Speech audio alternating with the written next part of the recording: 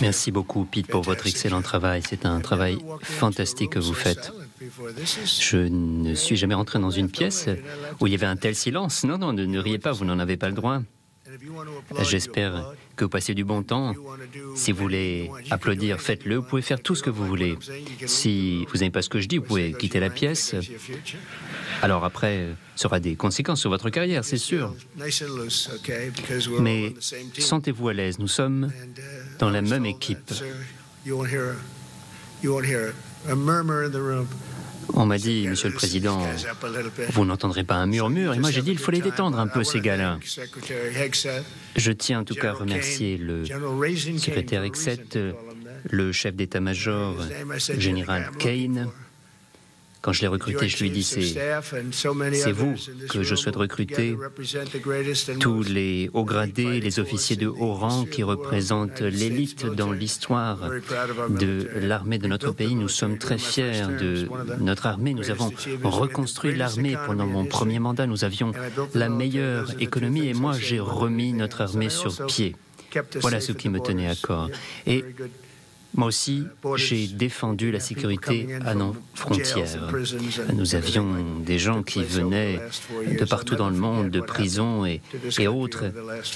Je n'oublierai jamais ce qui s'est passé pendant 4 ans dans notre pays, cette incompétence. C'est un immense honneur d'être votre commandant en chef. Vous êtes des gens incroyables. À chacun d'entre vous, je dis merci pour votre dévouement à l'armée, pour votre pays. Vous avez tous prêté serment de défendre notre pays. C'est un plaisir d'être ici ce matin et de m'adresser devant les plus hauts gradés de notre armée, faisant partie de ce qui est maintenant notre département de la guerre. Pete a fait un excellent discours. Je ne sais pas si je pourrais être aussi bon que lui. J'étais à 2 doigts de le mettre à la porte. Moi, je lui ai dit, je ne peux pas m'exprimer après le discours que tu as fait. Ah non, il a fait un très bon discours. Il s'est exprimé sur le département de la guerre. Et vous savez, dans les années 1950, on a changé le nom de ce département, alors que nous avons gagné la Première Guerre mondiale, la Seconde Guerre mondiale et toutes les autres guerres. Et puis, vous savez, c'était sans doute le premier signe de woke que nous avons changé le nom de ce département. Et on m'a proposé de changer de nouveau le nom de ce département. Et il y a des gens qui y ont pensé. Et on a fini par le faire. Et vous voyez à quel point c'est populaire. Moi, je pensais qu'on allait s'emporter, notamment à gauche, mais je pense qu'ils ont tout simplement abandonné le combat. Ils m'ont couru après pendant des années et des années. Et voilà où on en est. Ils ont abandonné le combat. Des gens épouvantables. Mais ce changement de nom a été si populaire, c'est absolument incroyable. Je pensais qu'on allait devoir se battre pour le faire. Et en fait, non.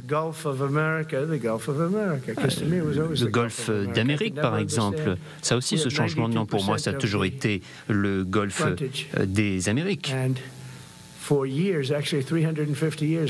Pendant des années, plus de 300 ans, ça s'appelait le golfe du Mexique. Moi, j'ai eu cette idée, vous savez, je regardais une carte et j'ai dit, les États-Unis représentent la plupart de la frontière, et donc pourquoi c'est le golfe du Mexique et pas le golfe de l'Amérique? J'ai décidé d'en changer le nom et ça s'est fait très simplement, très facilement. Il y a AP, cette agence de presse qui nous a attaqués en justice, et il y a un juge, sans doute assez progressiste, qui a dit ce golfe s'intitule Golfe de l'Amérique. Et cette agence de presse continue de dire agence Golfe du Mexique, mais ce n'est pas le bon nom, c'est Golfe de l'Amérique. Vous l'avez vu, Google Maps a changé le nom de ce golfe, tout le monde a fait. AP s'y refusait, nous a attaqué en justice et nous on a gagné en justice. Le secrétaire de la Défense, Hegseth, a décrit ce changement de nom. Mais c'est bien plus que le nom ce qui a changé. On en revient à notre objectif, à notre identité, à notre fierté. Nous avons gagné 2 guerres mondiales. Nous ne souhaitons pas faire la guerre, mais il faut tout simplement être au rendez-vous et parfois il faut aller au combat. Moi, j'ai réglé de nombreuses guerres. Ça fait 9 mois que je suis au pouvoir et j'ai réglé plusieurs guerres. Par exemple, hier encore, ou entre l'Inde et le Pakistan, 2 puissances nucléaires, et nous avons réglé ce conflit. Hier, ce règlement du conflit au Moyen-Orient, ça fait 3000 ans que ces gens-là se battent. Je leur ai demandé, ça fait combien de temps qu'ils se battent? Ça fait 3000 ans. Donc ça fait très longtemps. Bon, on verra. Il faut que le Hamas donne son accord. On sera très dur avec eux. Mais c'est ce que c'est. Tous les pays arabes, tous les pays musulmans ont donné leur accord, Israël aussi. C'est tout simplement incroyable. La guerre est une chose curieuse. Vous savez, on ne sait pas ce qui va se produire. Et surtout, cette guerre avec Poutine. Si moi j'avais été président, jamais cette guerre n'aurait eu lieu. Si les élections n'avaient pas été truquées, cette guerre n'aurait pas eu lieu. Et pendant 4 ans, la guerre n'a pas eu lieu. Moi, je connais Poutine très très bien. Je pensais qu'on réglerait cette question facilement.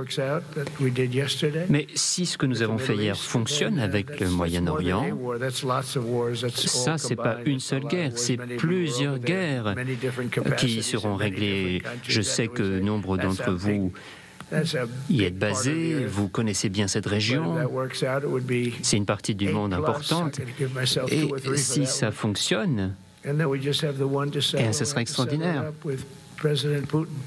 Et puis ensuite, il faudra régler la guerre avec Poutine et avec Zelensky. Il faudra qu'on les réunisse tous les deux et qu'on règle les choses. Mais la seule manière de le faire, c'est par la force. Si on avait été faible, ils n'auraient même pas pris mes appels téléphoniques. Mais nous, on a montré notre force. Il y a eu cet épisode épouvantable en Afghanistan et je pense que c'est pour ça que Poutine a commencé cette guerre. Et tout ça, c'est à cause de Biden et ses équipes, des gens incompétents. Moi, j'étais plus au pouvoir à ce moment-là. Et quand j'ai vu ça, c'était horrible. C'était un jour de honte pour notre pays, le pire dans notre histoire. Et maintenant, on est de retour. On est de retour et ces âneries, c'est fini, je peux vous le dire. C'était épouvantable. Ensemble, on revient à notre esprit de guerrier, cet esprit qui a construit notre pays, de la cavalerie qui a vaincu dans les grandes plaines, les généraux Patton, Bradley, Douglas, MacArthur, des hommes extraordinaires. Nous sommes une équipe et ce que je vous dis aujourd'hui, c'est une chose très simple. Je suis avec vous, je vous soutiens et en tant que président, je vais vous soutenir à 100%. Et cela concerne également nos officiers de police, nos pompiers et toutes ces personnes extraordinaires. Ensemble, au cours des prochaines années, nous allons continuer à renforcer notre armée, les rendre plus forts et plus puissants que jamais par le passé. J'ai reconstruit nos capacités nucléaires, comme vous le savez, mais nous allons continuer sur cette voie en espérant que nous n'ayons jamais à utiliser nos armes nucléaires. Car la puissance de ces armes est tout simplement incroyable. Vous savez, j'ai vu des choses... Quand on voit ce qui reste après l'utilisation de ces armes, eh bien, on ne veut jamais les utiliser. Nous avons été menacés par la Russie très récemment. Et moi, j'ai dit qu'on envoie un sous-marin nucléaire, l'arme la plus létale jamais construite, un sous-marin indétectable. Nous avons 25 ans d'avance sur la Russie et sur la Chine en matière de sous-marins. La Russie, sont numéro 2. La Chine, 3e au niveau des sous-marins. Mais ils arrivent. Sur le nucléaire aussi. Dans 5 ans, ils seront à égalité. Mais pour ce qui est du nucléaire, on peut avoir seulement un 20e de ce qu'on a aujourd'hui. et faire autant de dommages. C'est épouvantable. Quand j'ai parlé de nucléaire, c'est vraiment bête d'évoquer ce terme. J'ai envoyé un sous-marin ou deux sous-marins au large des côtes de la Russie, simplement pour être précautionneux, car on ne peut pas laisser ces gens-là utiliser ce mot à toutes les sauces, ce mot en haine. Nucléaire, il y a deux mots en haine qu'on n'a pas le droit d'utiliser. Aucun des deux, on a le droit de les utiliser. Pour vous dire en toute franchise, si jamais on en arrivait là, nous, on a plus d'armes nucléaires que quiconque, les meilleures, les plus neuves. Ce sous-marin a été envoyé immédiatement. Et moi, j'étais sûr qu'on n'aurait pas à l'utiliser. Mais c'est un sous-marin incroyable, complètement indétectable, alors que les leurs, on peut les détecter très facilement.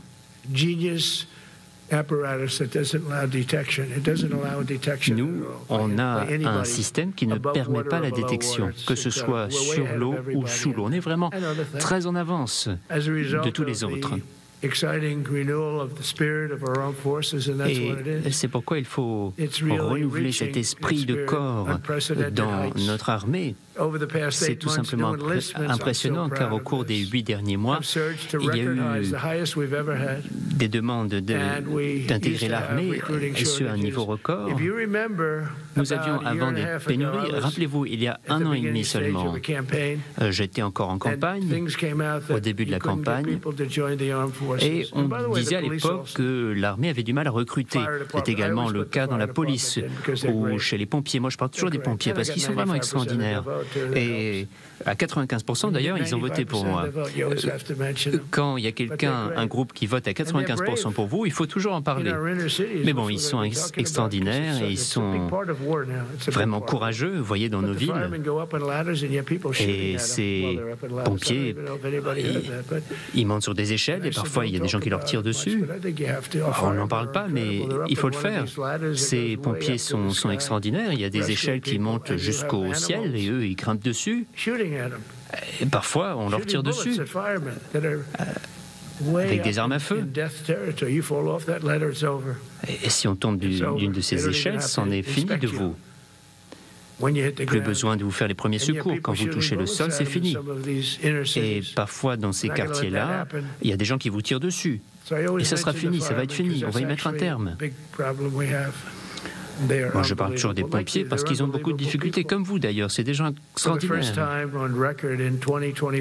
Pour la première fois, en 2025, la marine et l'armée de l'espace a atteint ses objectifs de recrutement et c'est tout simplement sans précédent. L'armée de terre, c'est encore mieux. Félicitations à vous. Ils ont atteint tous les objectifs.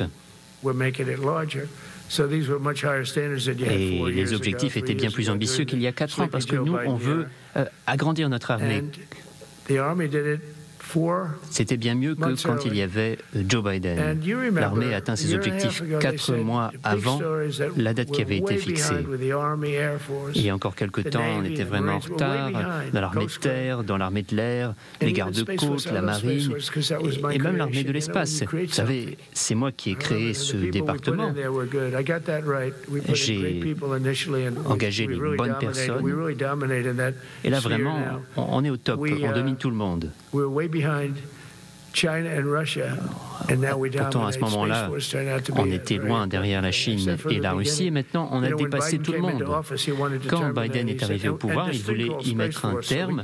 L'armée de l'espace, disait-il, on va y mettre un terme, ça ne sert à rien. Et les gens dans cette pièce lui ont dit non, c'est tout simplement impossible.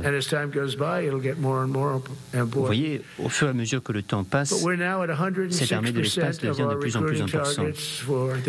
Nous avons donc largement dépassé nos objectif de recrutement cette année. C'est largement suffisant pour une génération. Pour ce qui est des marines, le moral est au plus haut. Nous allons atteindre nos objectifs d'ici la fin d'octobre cette année. C'est tout simplement sans précédent dans l'histoire de notre pays. Et je suis très satisfait.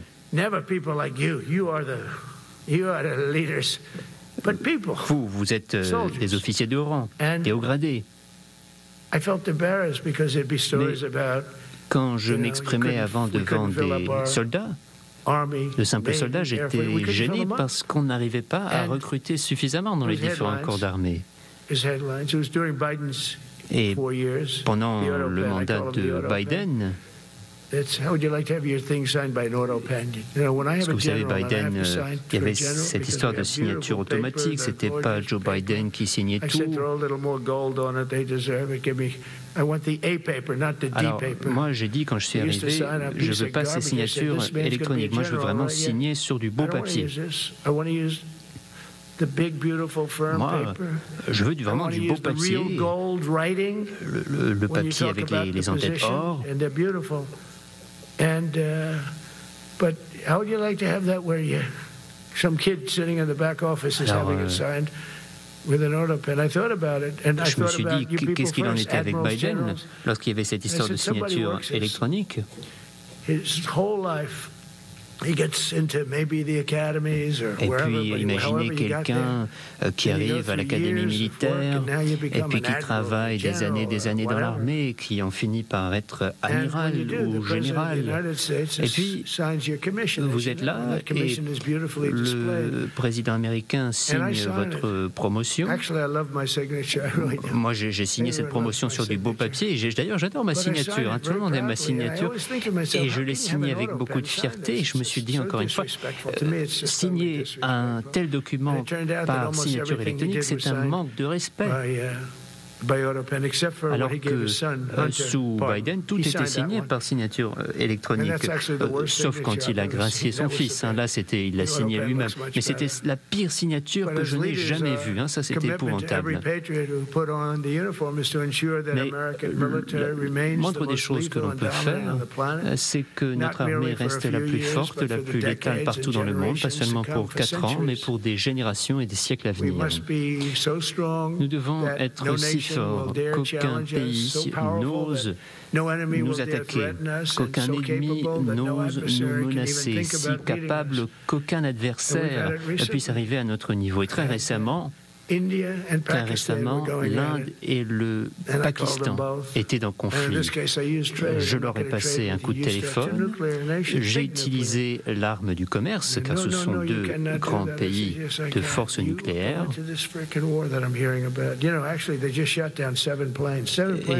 Et vous savez, ils ont abattu 7 avions. Et moi, je leur ai dit, si vous continuez, le commerce, c'est fini.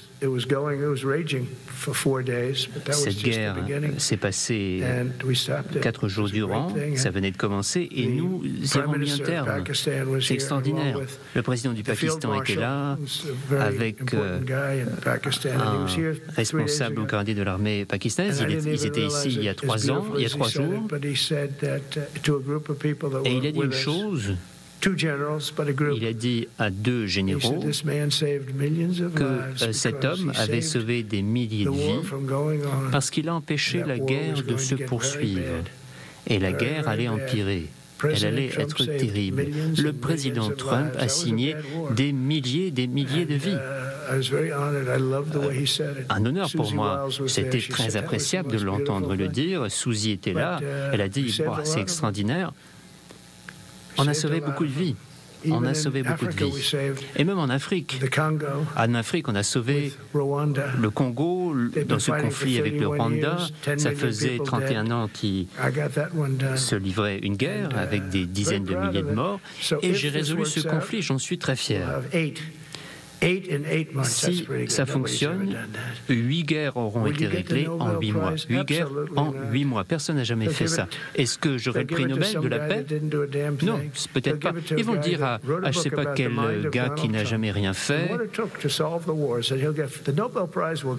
Alors que moi, j'ai réglé 8 guerres et non, eux, ils vont donner le prix Nobel à un écrivain. Ça sera une insulte à notre pays. C'est notre pays qui devrait se voir octroyer le prix Nobel. Moi, j'en sais plus sur des accords, sur des deals que quiconque.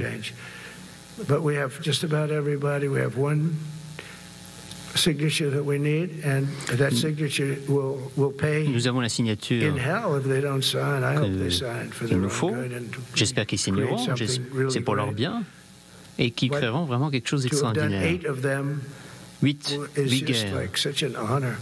De régler ces 8 guerres, ça a été un honneur. Et puis il y a Poutine et Zelensky. C'est la plus facile. C'est la plus facile. Celle-là, je pensais que c'est la première que je réglerais. J'ai aussi réglé l'Azerbaïdjan, cette guerre qui faisait rage depuis 36 ans. On me disait, non, vous n'arriverez pas à régler cette guerre, vous n'y arriverez pas. Moi, j'ai appelé au téléphone ces deux pays, j'ai organisé une réunion, et dès que j'ai commencé à leur parler, je savais qu'on allait régler cette guerre. Et à présent, ils sont copains. Lui, il est à la tête de son pays depuis 22 ans, et vous savez ce qu'il m'a dit, c'est que ça fait 22 ans, me dit-il, que je tue son peuple. Ils étaient dans le bureau ovale devant moi, autour de ce bureau magnifique. Il y en avait un qui était ici à ma droite et l'autre était à ma gauche. Ils étaient très loin l'un de l'autre. Je n'ai jamais vu deux personnes être aussi loin dans une même pièce. Et peu à peu, ils se sont rapprochés. Et au bout d'un certain temps, ils se sont tombés dans les bras. Et moi, j'ai dit, c'est formidable, vous allez rester copains. Et je lui ai parlé il y a quelque temps, et il m'a dit, à présent, c'est mon ami. Et il était à la tête de l'Azerbaïdjan depuis 22 ans. Et l'autre, un chic type lui aussi, ça fait 7 ans qu'il est à la tête de son pays. Et il me disait que pendant 7 ans, tout ce que j'ai fait, c'est de tuer son peuple. Et moi, j'ai dit, on va arrêter ça. Vous savez, c'est un sentiment extraordinaire. On sauve des vies,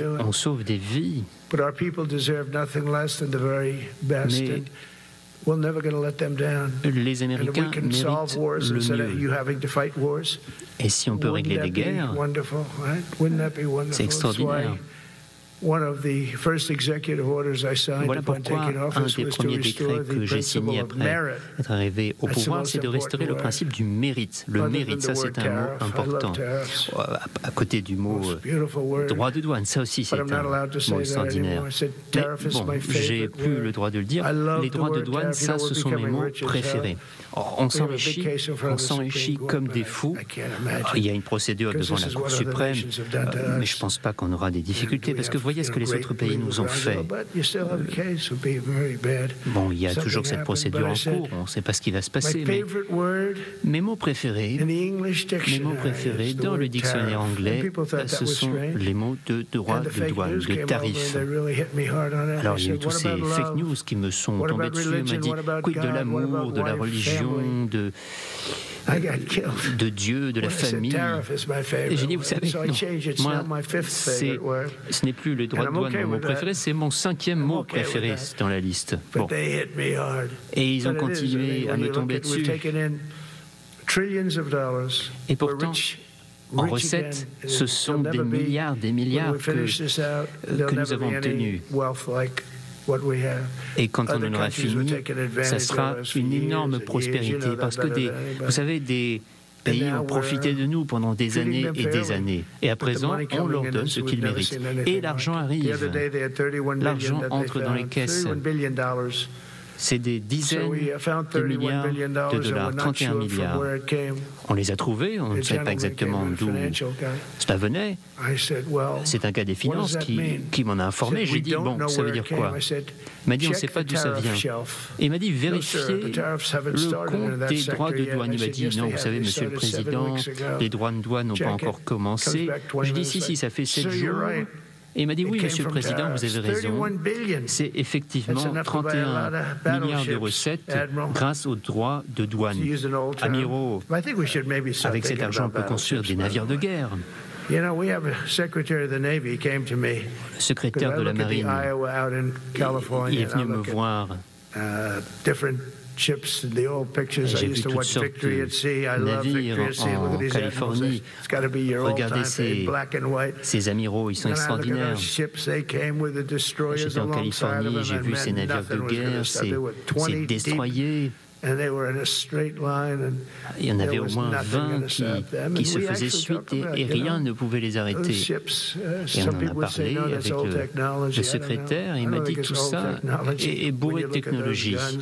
Alors quand on regarde ces armes, on n'en a pas l'impression, mais ce sont des navires qui sont construits en métal, pas en aluminium, car sinon ils auraient des difficultés. Ce sont des navires tout simplement incroyables. Et le secrétaire veut en commander davantage, car vous savez, les munitions sont moins chères que des missiles. Il va falloir prendre une décision. Je vais vous dire, c'est une chose que nous envisageons. C'était des pouvoirs très importants, très effrayants. Une des plus grosses affaires que nous avons gagnées, c'est la Cour suprême qui nous a autorisé à poursuivre notre projet du mérite. So this is, I would say, the opposite of you ask for a definition, the opposite of political. Vous savez, le mérite, c'est le contraire du politiquement correct. On a traversé une phase du politiquement correct où on avait des gens qui n'étaient tout simplement pas au niveau, qui faisaient ce que vous faisiez, ce que vous faites, et pour toutes sortes de raisons, ils n'étaient pas au niveau. Et à présent, tout est fondé sur le mérite. C'était une décision incroyable. Je ne pensais pas qu'on y arriverait. Parce que vous savez, il y a des enfants qui ont un niveau moyen, qui arrivent dans les plus belles universités. Ça ne se passe pas comme ça. Les étudiants qui avaient les meilleures notes n'arrivaient pas à entrer dans les meilleures universités, alors qu'on prenait ceux qui étaient moyens. Alors moi, quand je suis arrivé, j'ai dit, c'est pas possible. C'est pas possible, on ne peut pas gérer un pays comme ça. Ça se produisait depuis des années et des années, c'est arrivé devant la Cour suprême, et c'est nous qui avons gagné. Ce principe du mérite. Personne ne va prendre votre poste pour des raisons politiques, parce que cette personne serait politiquement correcte et vous non. Nous, on recrute les gens qui sont les plus capables, et c'est très simple. Et c'est comme ça que notre pays a été construit, sur le mérite. Tout le monde le comprend. Cela a été approuvé. Vraiment, c'est gré à la Cour suprême parce qu'il y a des juges incroyables. Je ne pensais pas qu'ils prendraient cette décision. Et c'est une décision les plus importantes. Ce n'est pas une décision facile à prendre. Il y a l'appareil de notre pays, l'establishment, ne voulait pas de mérite, il voulait le politiquement correct. Et nous, on va être encore plus grand que par le passé. On en revient à la capacité, à la force, car l'objectif de l'armée des États-Unis, ce n'est pas que personne se soit enfoncé, non, c'est de défendre notre République que nous aimons, de protéger notre pays. Voilà la mission de notre armée. On ne va pas être politiquement correct quand il en va de défendre la liberté des États-Unis. Nous voulons être une machine de guerre, une Chine qui gagne. Mais nous voulons faire la guerre le moins possible et vous pouvez compter sur moi pour éviter d'aller au combat. Je vous ai parlé de ces 8 guerres que j'ai réglées. Cela nous a permis de ne pas engager nos troupes.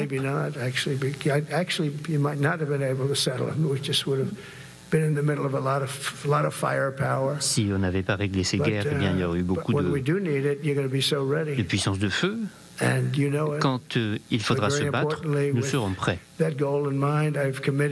C'est avec cet objectif que je me suis engagé à débloquer 1 000 milliards de dollars en 2026 pour notre avancée, la somme la plus importante dans l'histoire. C'est beaucoup d'argent. J'espère que ça vous plaira. C'est énormément d'argent. Des investissements qui seront faits dans les branches principales. Je viens annoncer au bureau ovale en mars. Nous poursuivons notre objectif de construire un avion de combat de 6e génération. C'est Boeing. C'est Boeing qui m'a présenté cet avion de combat le plus extraordinaire que j'ai jamais vu. Les entreprises sont en train de faire les tests, les essais. Et puis ils m'ont dit, moi j'aimerais l'appeler le F-47, c'est ce qu'ils ont proposé. Moi j'ai dit, attendez, je vais réfléchir une minute. 47, moi je suis le 45e, 46e et 47e président des États-Unis. Alors je ne veux pas qu'on m'accuse des mots qui ont été faits sous le 46e président, les frontières ouvertes, tous ces gens qui arrivent de prison et d'institutions psychiatriques. Là, nous investissons des dizaines de milliards de dollars pour reconstruire nos capacités de dissuasion nucléaire. Nous allons construire le dôme d'or, défense antimissile le plus sophistiqué dans le monde.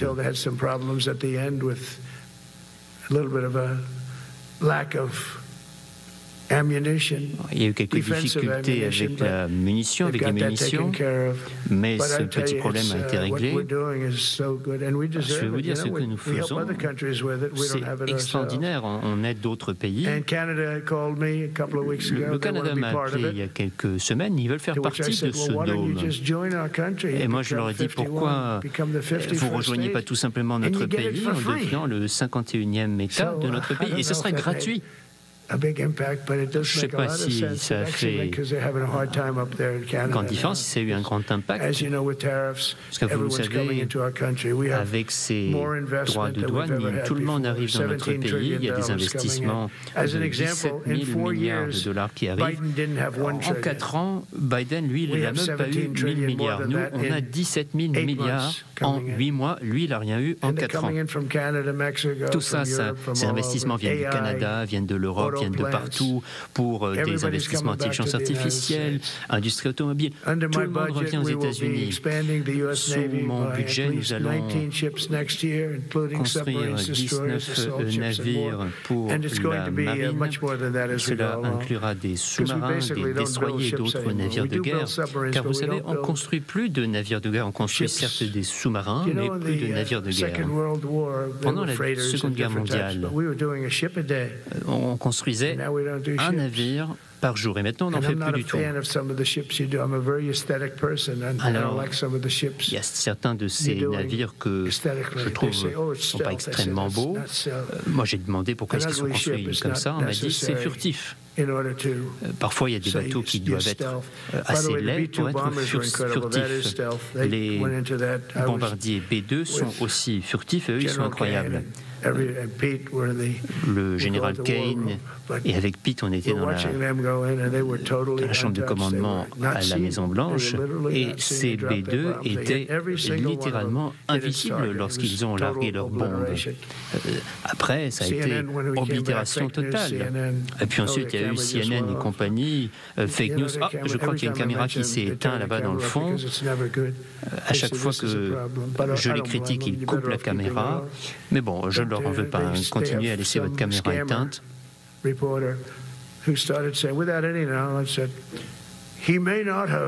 Alors il y a certains de ces fake news qui ont dit ils n'ont pas atteint leur objectif, ils n'ont pas complètement détruit la cible, alors qu'ils auraient pu nous donner un petit peu de crédit. On a tout détruit. L'agence de l'énergie atomique a dit que tout avait été détruit, alors que c'était au beau milieu de la nuit. Il n'y avait pas de lune, on ne voyait rien du tout. Et pourtant, ces bombardiers ont touché la cible.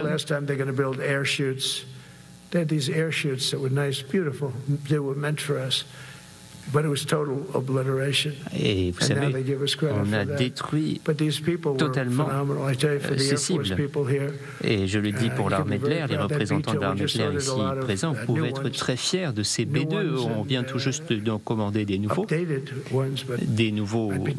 mis à jour. Mais les anciens, on les garde. Hein. Vous voyez comment ça a bien fonctionné. Pendant 37 heures, ils étaient en vol pour y aller, pour revenir.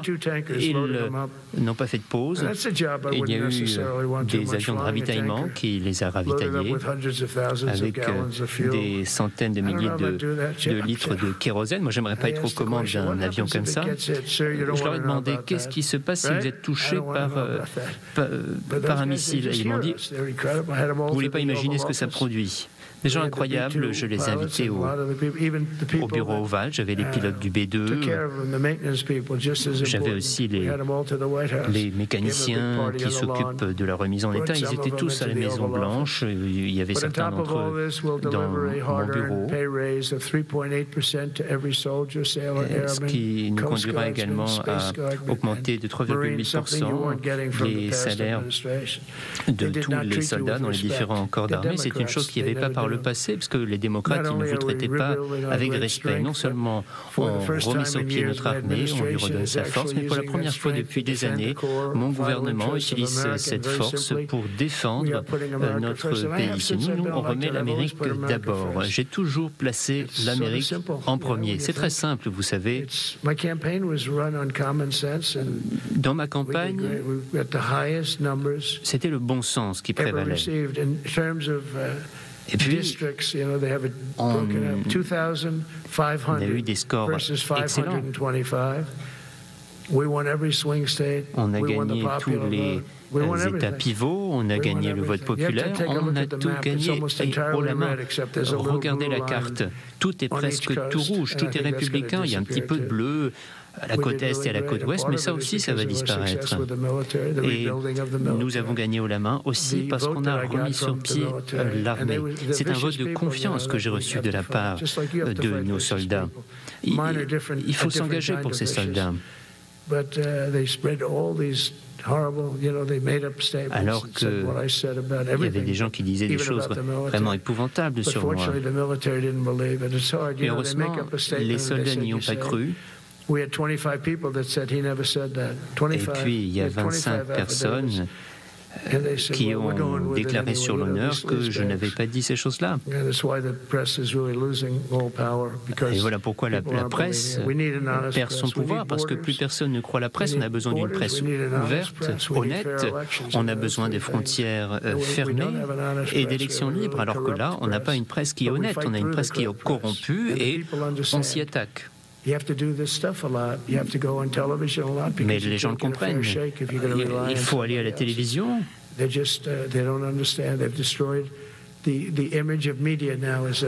L'image des médias a été complètement détruite. Les taux d'approbation des médias sont plus bas que ceux pour le Congrès. C'est vraiment incroyable. Nous, on a remis en exergue le principe qu'il faut tout d'abord défendre son pays. Au cours des dernières décennies, certains décideurs politiques pensaient qu'il fallait défendre des pays comme la Somalie, alors que nous, on faisait les frais d'une invasion. On était envahis. Et ces personnes qui nous envahissent, c'est pas facile puisqu'ils ne portent pas d'uniforme. Au moins, quand nos ennemis portent un uniforme, eh bien, on peut s'en débarrasser. Mais il y avait une invasion de l'intérieur. Il faut nous en débarrasser. On a dépensé des milliards et des milliards pour soutenir des pays étrangers. Et maintenant, il faut défendre la frontière de notre pays. À partir de maintenant, on défend notre pays. Biden a permis à des gens d'arriver qui venaient de prison, d'institutions psychiatriques, des dealers de drogue, des meurtriers. On avait plus de 11 millions de meurtriers qui sont arrivés dans notre pays grâce à ce type. Les personnes qui s'occupaient de son bureau à la Maison-Blanche, les gens autour de Biden, c'était des gens d'extrême gauche, des gens très intelligents, mais très bêtes pour ce qui est des décisions politiques et du bon sens. Il y avait des gens qui venaient de